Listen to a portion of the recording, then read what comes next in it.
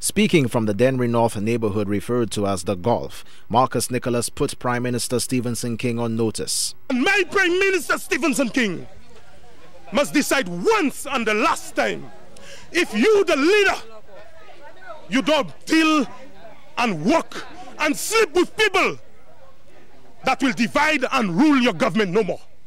Dennery North MP is speaking out after an alleged 2 months absence from the constituency he currently represents in the House.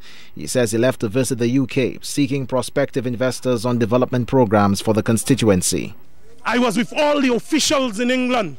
When I read, the policemen used to salute me. It was a very nice time in England. Praise God to England. I met the lords. I do not know if the secret is some of them got the word back, that I met most of the businessmen doing business in St. Lucia. That's the first time I'm saying it. And I'm saying it publicly because it's not a hidden agenda, because it's for the people I went and looked for. Most of them. And when I say most of them, they know, because they know I know their business now. Nicholas implicates the Prime Minister, opposition leader Dr. Kenny Anthony, and even a foreign consulate in a conspiracy to undermine his character. Where the embassy in England can call my prominent businessman who I'm looking for work for the Valley people and tell them do not align yourself with, because I'm in jail. It was an impassioned speech delivered hours after the one-time leader of the opposition arrived back on the island. Shadowed by supporters and curious onlookers, Nicholas claims the Prime Minister sought to usurp his standing as Dennery North MP with an official visit to the area while he was overseas. He says the visit fueled speculation he had abandoned the area and its residents. Opposition leader Dr. Kenny Anthony was also on the receiving end of the verbal assault. One of the most dirty things that happened to me was the Prime Minister who did it. Kenny Anthony and the Prime Minister.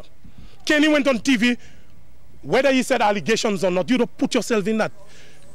You, Kenny, you the leader of the opposition, you could get somebody to call me. You could try. Timothy Pollio, I gave him my number, I said, put it on the screen.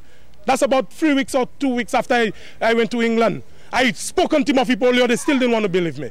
Just ask for Marcus Nicholas' number because you have the rights. You're the leader of the opposition, you're the head of the PSC. The Dennery North MP took the media on a tour of the district he represents and pointed out some of the matters that require urgent attention.